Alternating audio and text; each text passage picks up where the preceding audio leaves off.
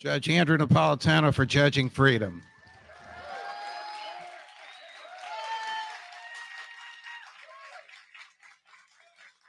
What a, after all my years at that network where I used to work, what a pleasure it is to be among like-minded people.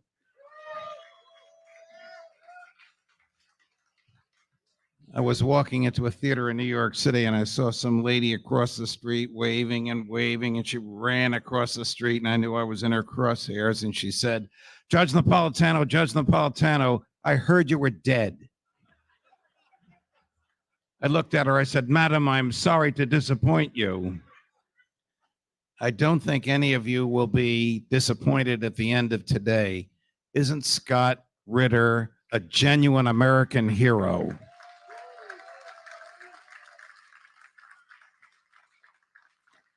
And my friend Joe Lauria is the most courageous journalist you'll ever shake hands with.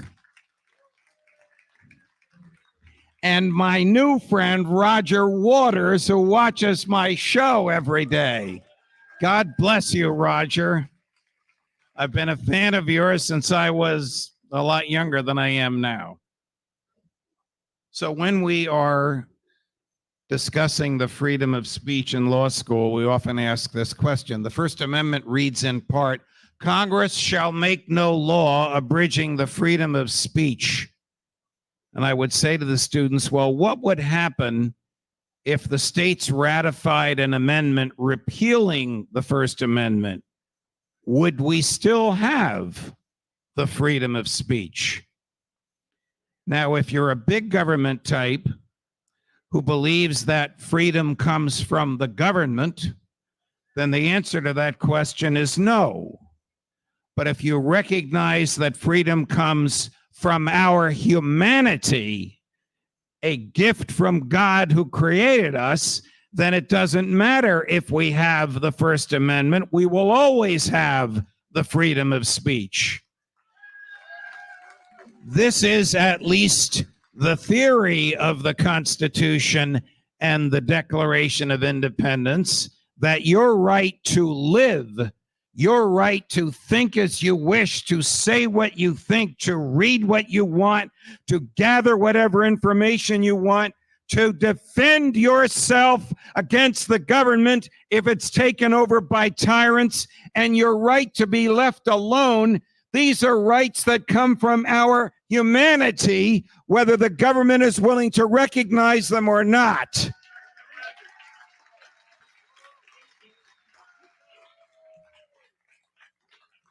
So after we fought the revolution and won the revolution and wrote a constitution, 5 states threatened to secede.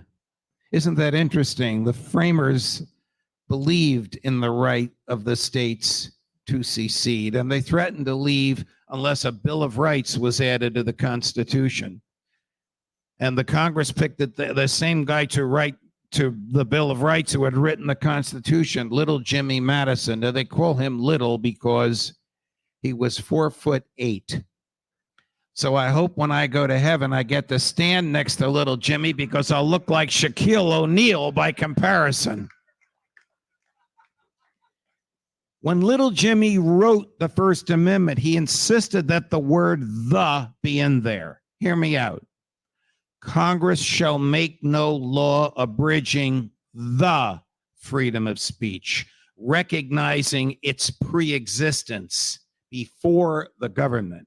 If it existed before the government, where did it come from? It comes from our humanity. This was recognized by the framers of the Constitution and the ratifiers of the Bill of Rights. It would last for 7 years. The Bill of Rights was ratified in 1791. In 1798, the Congress enacted the Alien and Sedition Acts, a law that was motivated by something that is inconceivable today, fear of the French. All right. They feared the French because the French had just cut the king's head off, and they were worried the same thing would happen here. So they enacted this awful set of laws, which basically said, if you want to come to the U.S. and become a citizen, come here. We'll give you 20 acres of land. You can till it and do whatever you want. And you'll be a citizen after 14 months. Unless you're French, then you have to wait 14 years. Oh, and by the way, anyone who is critical of the government or the president and is convicted of this criticism shall be sentenced to 2 years in a federal prison.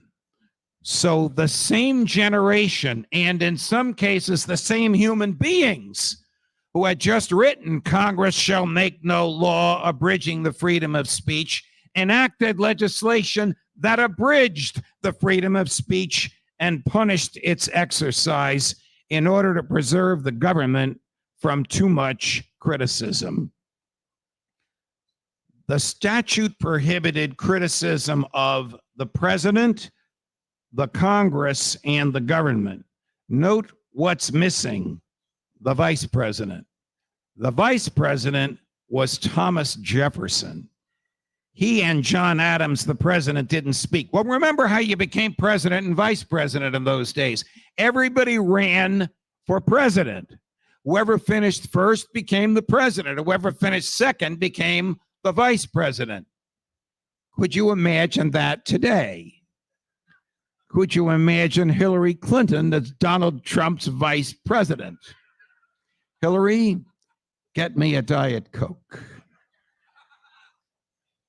Jefferson didn't care what people said about him, nor did Congressman Matthew Lyons, the Ron Paul of his era, who decided to test the limits of the Alien and Sedition Act by criticizing the president in public. John Adams, who was as wide as he was tall during his years in the White House, often wore a purple robe on his way to the Capitol building, and his wife sewed gold epaulets on the shoulders. And he looked like a regal mountain walking through the streets. So Congressman Lyons went up to him and said in front of the press, "Good morning, Your Majesty." Well, that did not result in a prosecution. And then he said a few days later, "Good morning, Your Pomposity." And that didn't result in a prosecution for violating the Alien and Sedition Acts. And then he said, with the press there, "Good morning, Your Rotundity." And that resulted in a prosecution for violation of the Alien and Sedition Acts. And a member of Congress was tried in federal court in Boston and convicted of mocking the president's waistline.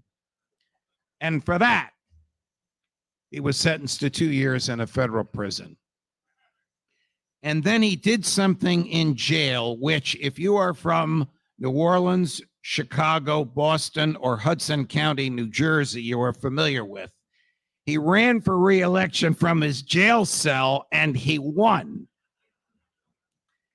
And when he got to Washington, D.C., expecting to mock his rotundity, he found instead a tall, thin, raven-haired occupant in the White House by the name of Thomas Jefferson. And Jefferson proceeded to pardon Congressman Lyons and return the 430-acre farm that the feds had stolen from him during his years in incarceration.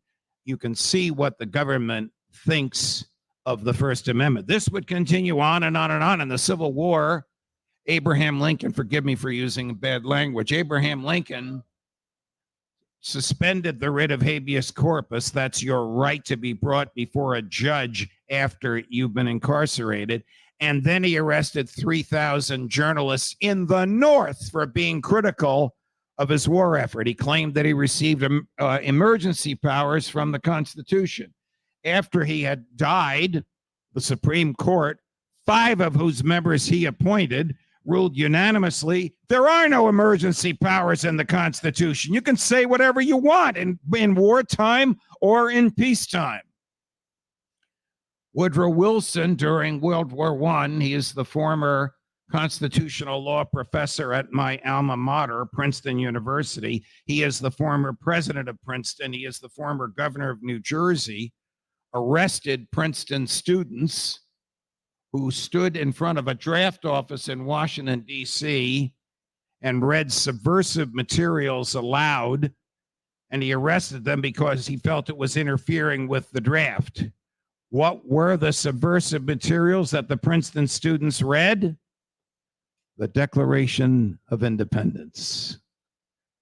What was the name of the federal agent sent from Washington, D.C. to arrest these Princeton students? John Edgar Hoover. The rest, of course, is history. When Wilson was challenged on this at a press conference, Mr. President, have you read the First Amendment? Congress shall make no law abridging the freedom of speech. You're arresting your former students for reading the Declaration of Independence, and you took an oath to uphold the First Amendment. He said to the reporters, well, read the First Amendment. It only restrains the Congress. It doesn't restrain me. Such an answer, of course, in law school today or on the bar exam would cause you to flunk law school and never be licensed for the bar exam, because Congress shall make no law means no government shall make any law abridging the freedom of speech. That, of course, would not stop George W. Bush and the Republicans in the days and weeks following 9/11, when they enacted the most horrific piece of legislation since the Alien and Sedition Acts, the Patriot Act. The Patriot Act authorizes one FBI agent to permit another FBI agent to conduct a search, even though the Fourth Amendment says there shall be no searches except by warrants issued by judges based on probable cause of crime and specifically defining the place to be searched and the person or thing to be seized. The Patriot Act also makes it a crime to tell anyone that you received an agent written search warrant. Of course, they have a fancy name for these agent written search warrants. They're called national security letters. So if the feds show up and hand a national security letter to your lawyer, your doctor, your banker, your librarian, the lawyer, doctor, banker, librarian cannot tell you that they received this national security letter. So two librarians are in a library in Bridgewater. I know that sounds like a joke. Two drunks are standing at a bar, but this is a true story. Two librarians are standing at a library in Bridgeport, Connecticut, and an FBI agent walks in and hands a national security letter to one of them, and she's hard of hearing. She says, "Who are you?" "Well, I have a national security letter." "What?" She doesn't understand what he says. She's 86 years old. She hands it to her 75-year-old volunteer. She's arrested. She's arrested for revealing the fact that she had received a national security letter. Now, fast forward a year, and the 86-year-old is 87, and she's a defendant in a federal courtroom. And the federal judge says to the prosecutors, "You really want to prosecute this 87-year-old lady for telling her 76-year-old assistant that she received a national security letter?" "Yes, we do. It's a violation of national security for anybody to tell anybody else that they received a national security letter." And the judge says, "Well, wait a minute. This is a public library with government books on government shelves. How can it be a crime to take a book off a government shelf and read it? Why was the FBI even in the library?" No answer. Who's the Attorney General? John Ashcroft. Get him on the phone, because I'm about to declare the Patriot Act unconstitutional. Well, whereupon Ashcroft says, "Well, dismiss the case, pull the case before she can declare it unconstitutional." So the government then changes its mind and says, "Well, all right, Your Honor, we're going to move to dismiss the indictment." And the judge says, "I'll rule on your motion tomorrow." And that night, she published an opinion declaring the Patriot Act unconstitutional, and then the next day dismissed the indictment.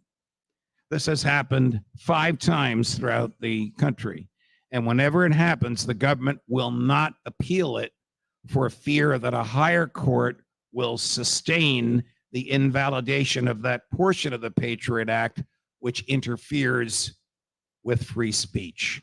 How can it possibly be a crime to tell your lawyer, your spouse in your bedroom, a priest in confessional, a judge in a public courtroom that you received a piece of paper from the government? That's how disrespectful and hateful the government is of the freedom of speech.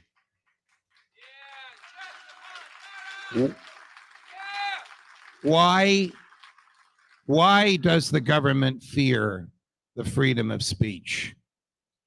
So that people like Scott Ritter cannot tell you how dangerous the government's policies are and how close the government brings us to annihilation. The government doesn't want to hear that. The government is so afraid of Scott Ritter, they sent 40 FBI agents to his house, including a SWAT team and a bomb squad, to get his cell phone and his desktop. And then they questioned him. And Scott Ritter stood eyeball to eyeball with the government and never blinked.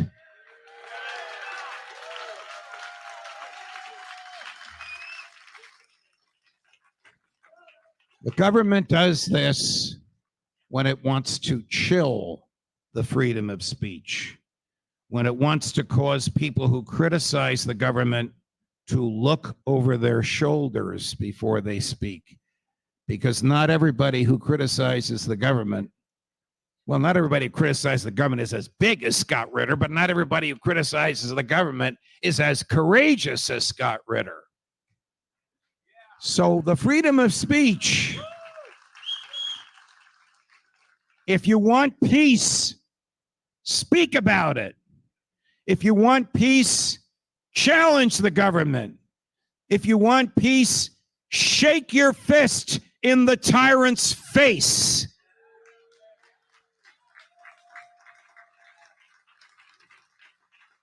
In the long history of the world, JFK famously said in his inauguration speech, only a few generations will be granted the role of defending freedom in its maximum hour of danger. This is that hour. This is the generation. Now is the time to defend it. Gatherings like this will rile up the people to tell the government when it is wrong.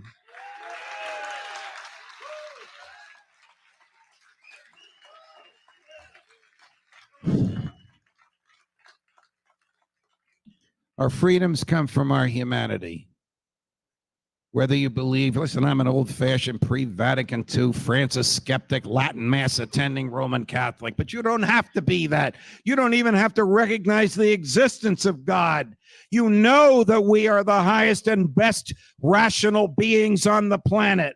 And you know that we naturally yearn to be free. And you know that those natural yearnings come from within our hearts. And they are as essential to our existence and our pursuit of happiness as anything the government can give. Government, on the other hand, is the negation of liberty. Government only exists by stealing liberty. You're at home at night. There's a knock on the door. You open the door. There's a guy with a gun. The guy says, "Give me your money. I want to give it away in your name." You say, "What the hell is this? I'm going to call the police." Don't bother. We are the police. It's an old Murray Rothbard one-liner. There are 3 ways to acquire wealth: the sweat of your brow, the inheritance model, the mafia model. Give us your money or else. Which model does the government use? Why do we tolerate this? Why do we continue to vote for and fund a government that thrives on seizing our property and stealing our liberty? Why do we have a one-party system in the Congress, in the government, a uniparty that loves war and killing and debt and surveillance and taxes and deficit spending and steals our liberty and steals our property? Because there are not enough Scott Ritters in the world. That's why we have that problem. Because there's not enough understanding. There's not enough understanding of our liberty and courage with which to articulate it so that the government stops. Jefferson, for all of his flaws, said, when the people fear the government, there is tyranny. When the government fears the people, there is liberty. Does the government work for us, or do we work for the government? The government should fear us. We shouldn't fear it. Why don't more people understand that? Why?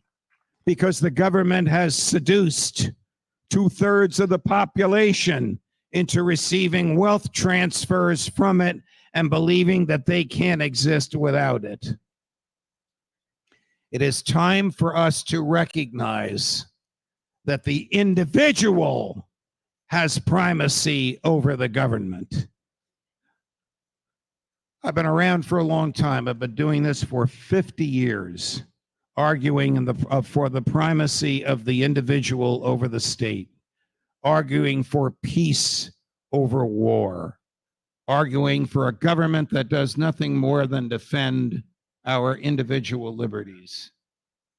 When I die, I hope to die faithful to these first principles in my bed, in my home, surrounded by the people who love me. But not all of you will have that luxury. Some of you will die faithful to first principles in a government prison because of your exercise of the freedom of speech. And some of you will die faithful to first principles in a government town square to the sound of the government's trumpets blaring. When the time comes to make these awful decisions, you will know what to do, because freedom lies in the human heart, but it must do more than just lie there. Thank you, and God love you.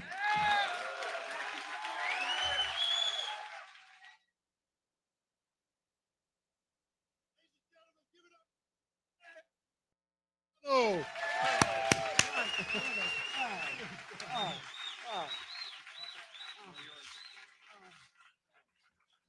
Hey, FBI, that was for you.